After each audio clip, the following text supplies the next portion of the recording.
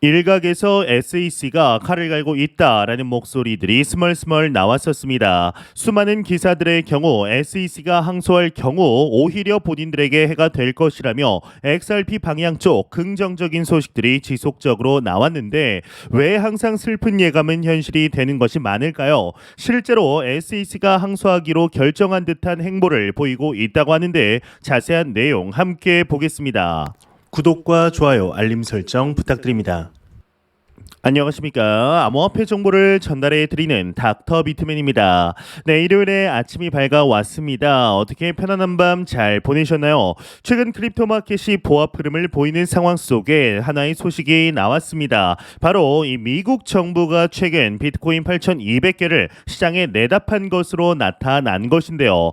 이 암호화폐 전문지 인사이드 비트코인은 22일 온체인 데이터 업체 크립토컨트를 인용하며 미국 정부가 지난 3월 9,861 BTC를 판매한 데 이어 최근에 8,200개의 비트코인을 추가로 판매했다 보도를 하였습니다. 지난 3월 판매액은 2억 1,600만 달러 상당인데 이번 매각 규모는 그때보다는 적지만 최근 비트코인 가격이 3만 달러 수준임을 고려하면 매각액은 다소 웃돌 것으로 추정이 됩니다.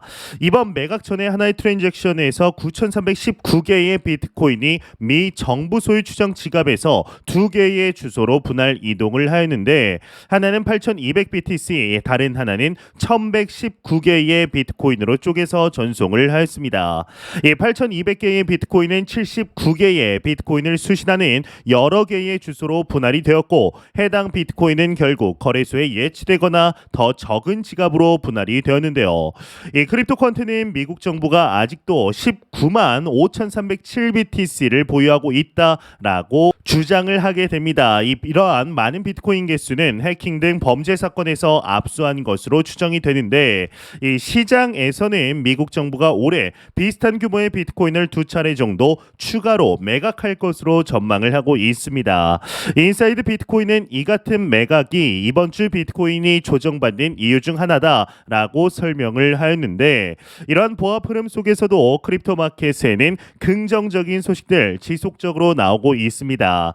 지난 6월 암호화폐 시장의 뜨거운 감자로 떠오른 이 블랙록의 비트코인 ETF 신청을 시작으로 수많은 기업들이 출사표를 던지고 있는 가운데 공룡 자산 운용사 기업 중 하나인 미래에셋에서 현물 ETF를 신청했다라는 소식이 나왔습니다. 자세한 내용 함께 보도록 하겠습니다. 네, 헤드라인을 보게 되면 미래에셋 글로벌 X SEC의 비트코인 현물 ETF 신청하였다 헤드라인이 장식이 되어 있습니다. 미래에셋의 미국 상장 지수펀드 ETF 전문 운용사 글로벌 X가 미국 증권거래위원회에 비트코인 ETF 상장 신청서를 제출했다 코인데스크 등 암호화폐 전문 매체들이 보도를 했다고 합니다.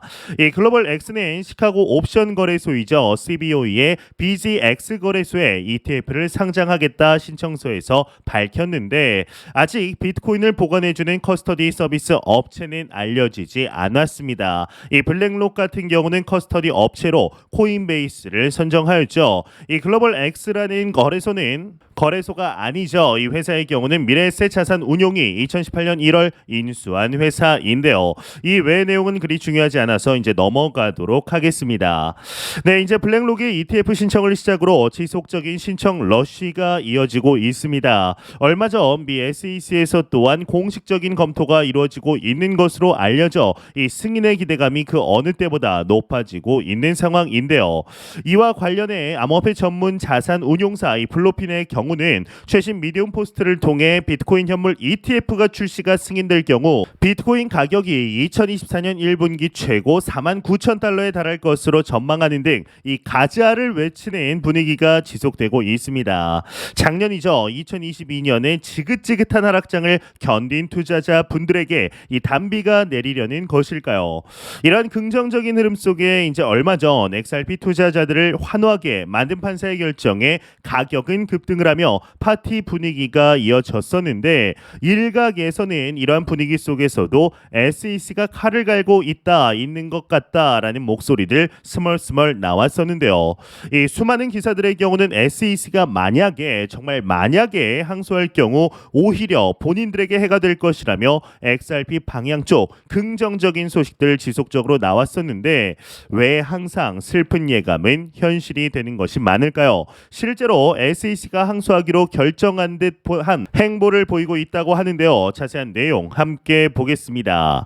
네, 헤드라인을 보게 되면 미 SEC 리플 판결에 항소하기로 결정한 듯하다 헤드라인이 장식이 되어 있습니다.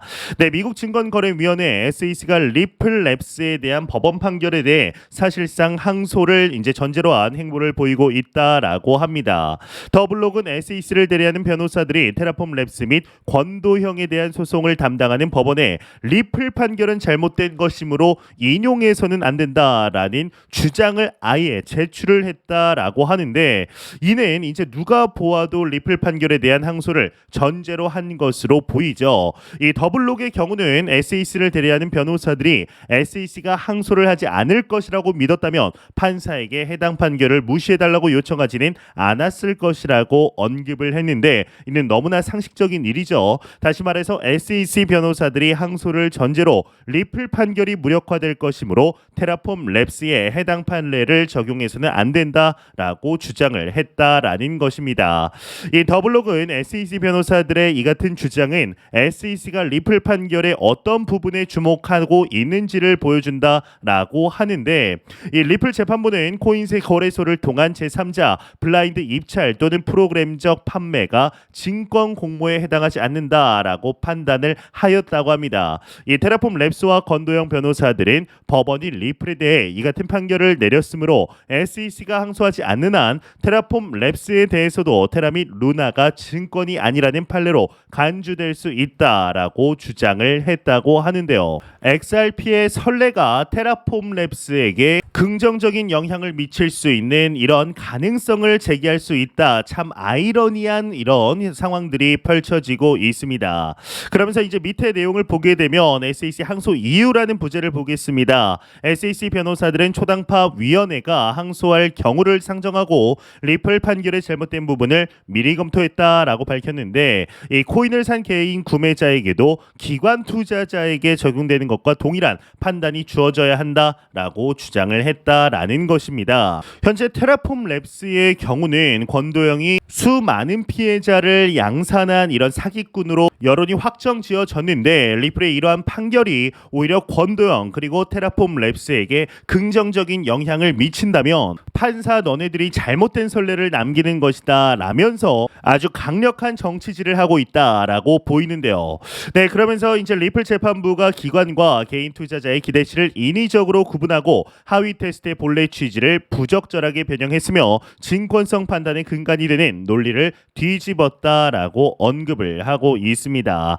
네, 그러면서 SEC 변호사들은 법원은 통상 일반 투자자를 보호하는 방식으로 기존 법률을 해석하는 경향이 있다라며 리플 판결이 개인 투자자 보호를 도외시했다라고 비판을 하였는데, 리플 판결로 인해 연방증권법이 개인 투자자에게 더 적은 보호를 제공하도록 만들었다라고 이야기를 하고 있습니다. 네, 이 외의 내용은 그리 중요하지 않아 이제 넘어가도록 하겠습니다. 네, 참 SEC가 지금 하는 짓거리라고 말해도 될 것 같습니다. 이 하는 짓거리를 보게 되면 정말로 한심하기 짝이 없다라고 볼 수가 있는데, 미 재판부의 리플에 대한 이러한 판결, 판사의 판결 자체가 오히려 권도영을 도와주는 것이다, 테라폼 랩스를 도와주는 것이다 라는 이런 프레임을 씌워서 갈라치기를 하려는 아주 악질적인 모습을 보여주고 있습니다. 참 이렇게 하는 것을 보았을 때 그만큼 SEC가 현재 상황 속에 리플을 이길 가망성이 전혀 보이지 않는다라는 것을 여실히 보여주는 증거가 아닐까 싶은데요. 현재 여러분들과 제가 우려하는 부분들이 현실화되지는 않을까 우려스러운 것이 사실입니다. 현재 XRP의 가격 자체는 소폭 조정을 받고 있지만 이 꾸준한 흐름들 길게 보았을 때 꾸준히 상승 흐름을 보이고 있습니다. 리플 XRP의 5분봉 차트를 보면 꾸준히 상승하는 모습인데, 그런데 이번 XRP의 상승에 대해서 우려의 시선을 보내는 사람 굉장히 많습니다. 왜 그럴까요? 이 비트코인이 3만 불을 제대로 넘어서지 못하고 있기 때문입니다. 2024년 반감기 이후 2025년 불장이 오게 되는 것은 모두가 인정하는 사실입니다. 하지만 2023년 하반기의 초입에서 비트코인이 힘을 얻지 못하고 리플 XRP만 상승하는 것이 전체 코인 마켓에 그리 좋지 않다라는 인식이 깔려 있는 것으로 보이는데요. 이제 실제로 비트코인과 이더리움의 최근 흐름은 실망스럽습니다. 이더리움은 아예 사람들의 시야에 들어와 있지도 않고 비트코인은 몇 주째 30에서 31K 선을 오가며 답답한 흐름을 보이고 있습니다. 이 블랙록의 비트코인 ETF도 약발이 다해가는 모습인데 이 비트코인의 도미넌스도 리플의 SEC 소송 결과가 나오면서 50 아래로 급격히 떨어졌습니다. 리플 XRP 가격이 오르면서 비트코인의 시장 내 점유율이 50% 아래로 하락을 한 것이죠. 이는 비트코인이 정체된 사이 알트로 자금이 몰리면서 발생한 사건이다라고 할 수가 있는데 이 비트코인 반감기까지 알트코인이 잠잠하고 비트코인만 완만하게 오르는 모습이 연출되는 것이 2025년 불장을 죄송합니다. 갑자기 기침이 나왔는데 무튼 이러한 모습이 연출되는 것이 2025년 불장을 더 크게 출렁이게 하는 데는 도움이 될 수 있습니다. 하지만 리플 XRP의 독주를 좀 더 큰 시야에서 바라볼 필요가 있는데요. 이는 코인 시총 즉 마켓캡 관점에서 바라볼 필요가 있습니다. 현재 이더리움과 XRP의 시총 차이는 약 5배 가까이 나고 있습니다. 이 갭을 메울 수 있는 방법은 리플 가격이 2022년 크립토 윈터를 지난 지금 시점에서 최대한으로 올라주는 겁니다. 이제 사실 2017년 불장이 끝나고 2018년부터 2021년 초까지 XRP의 가격을 보면 절망적입니다. 그나마 2021년 XRP 커뮤니티에 펌프 XRP 캠페인이 없었다면 2021년의 연고점 달성도 어려웠을지 모릅니다. 그런 관점에서 보면 리플 XRP가 지금 보이는 독주는 이전과는 완전히 다른 흐름을 보여주고 있다라고 할 수가 있는데 이제 그리고 그 중심에는 바로 이더리움 시총 넘어서기라는 단기적인 목표가 있습니다. USDT를 제외하면 현재 XRP의 시총은 3위이죠. 그렇다면 이더리움 시총을 잡기 위해서는 어쨌거나 현재 가격 기준 5배 수준의 상승이 필요합니다. 물론 이번 2023년 하반기에 그 목표를 완벽하게 달성하기는 어렵습니다. 하지만 리플 또한 뉴 노멀을 써놓아야 하는 시기인 것은 분명하죠. 그렇다면 그 목표의 50%에 해당하는 현재 가격 대비 2.5배의 상승을 이번 2023년 하반기 목표로 잡아야 합니다. 그 가격은 대략 2,600원인데요. 이는 달성하지 못할 목표가 아닙니다. 그러면 이제 리플 XRP가 단기적으로 2,600원 목표를 달성하기 위해 가장 중요하게 생각해야 할 이슈를 알아보겠습니다. 일단 크게 두 가지로 살펴볼 수가 있는데 첫 번째는 그간 SEC와의 소송으로 리플의 ODL 이용을 꺼렸던 미국 은행들이 국제 송금의 ODL을 다시 이용하는 것입니다. 이러한 수요의 증가는 투자자들에게 XRP 가격을 상승시키는 기폭제 역할을 하게 될 것인데 이 두 번째 조건은 리플의 기술력을 이용한 CBDC의 성공 모델이 나와주는 것입니다. 그것이 홍콩이든 콜롬비아가 됐든 나라는 중요하지 않습니다. 이 성공 모델이 하나 나와주기만 한다면 그때부터는 시장 선점 효과를 만들어낼 수 있습니다. 이 두 가지 목표 중 하나만 달성을 해도 XRP 가격은 연내 2,600원을 충분히 달성할 수 있다라고 생각을 하는데요. 현재 XRP 가격적인 측면 그리고 매크로적인 측면 순풍이 불고 있습니다. 이러한 바람이 방향성을 어떻게 잡느냐 하는 아주 중요한 기로에 서 있는 것으로 보이는데 앞으로 XRP의 상승의 모습을 충분히 기대해보아도 좋지 않을까라는 생각이 듭니다. 안 보고 가면 섭섭하겠죠. 마지막 크립토 공포 탐욕 지수입니다. 이제 전날 대비 2포인트 상승한 52포인트를 기록하면서 여전히 중립 단계에 나타내고 있습니다. 이 지수 0이면 공포, 100이면 낙관이 되게 되죠. 현재 비트코인이 30에서 31K 즉 3만에서 3만 1,000달러 가격대를 꽤 오래 유지하는 듯 보이지만 불과 한 달 전만 하더라도 비트코인 가격이 26K 26,000달러였다라는 것을 기억해야 합니다. 그렇다면 이 비트코인의 3만 불 과연 높은 가격일까요? 현재 대부분의 전문가들이 경기 침체 없이 갈 가능성이 높은 것을 이야기하고 있고 미국 증시는 연중 최고치를 경신하고 있습니다. 이 매크로는 상황이 나쁘지가 않습니다. 지금 상황에서는 매크로가 그리 중요한 변수도 아닙니다. 7월 FOMC에서 연준이 25bp 금리 인상을 한다고 해서 영향을 크게 받을 분야도 없습니다. 마지막 금리 인상 단계에 가까웠다라고 믿는 사람이 많고 연말에는 시장은 금리를 아예 인하할 것이라는 기대감도 높습니다. 그렇기 때문에 매크로를 가지고 판단할 게 아니다라는 지금은 이제 코인 개별 이슈를 가지고 접근을 해야 합니다. 일단 비트코인 반감기가 1년도 안 남은 상황이죠. 여기에 비트코인 ETF가 계속해서 이슈가 되고 있습니다. 그리고 리플이 SEC와의 소송에서 사실상 승리하면서 분위기가 많이 바뀌고 있는데요. 이 비트코인이 이런 상황에서 만약에 3만 달러 놓치고 25K까지 빠진다라고 생각을 해보겠습니다. 그렇다고 해서 이 비트코인이 망한다거나 끝났다라고 판단할 사람은 거의 없죠. 이미 EDXM을 통해 월간은 기관의 코인을 판매하고 있습니다. 비트코인, 이더리움, 라이트코인, 비트코인 캐시만 판매하고 있지만 그만큼 탄탄한 수요가 붙은 것이죠. 여기에 더해서 SEC가 리플에 한 방 먹으면서 크립토 마켓에 대한 제어권 자체가 영향력 자체가 약해진 모습을 보이고 있습니다. 이 바이낸스나 코인베이스와 같은 거래소와 이 카르다노 에이다 같은 메이저 알트코인도 SEC와의 소송에서 한번 해볼 만하다라는 자신감을 더하게 된 상태인데요. 그러니 조정이 그리 큰 영향을 미치지는 못합니다. 크립토 퀀트의 경우는 얼마 전에 22년 약세 사이클 이후 비트코인이 올해에만 82%나 상승했음을 지적하면서 마이크로 스트래티지의 주식이 무려 216% 상승했음을 언급하고 있습니다. 이제 미국 주식이 더 크게 쏘고 나가고 있는 모습을 보이고 있다라는 것인데, 마이크로 스트래티지라고 하면 마이클 세일러와 비트코인으로 상징되는 대표적인 친 비트코인 기업입니다. 마이크로 스트래티지의 주가 상승을 볼 때 비트코인의 추가 상승에 대한 높은 기대감이 반영된 것임을 눈치챌 수가 있는데요. 이제 최근 아크인베스트가 코인베이스 주식을 매도해 수익 실현을 한 부분도 같은 맥락에서 해석이 가능합니다.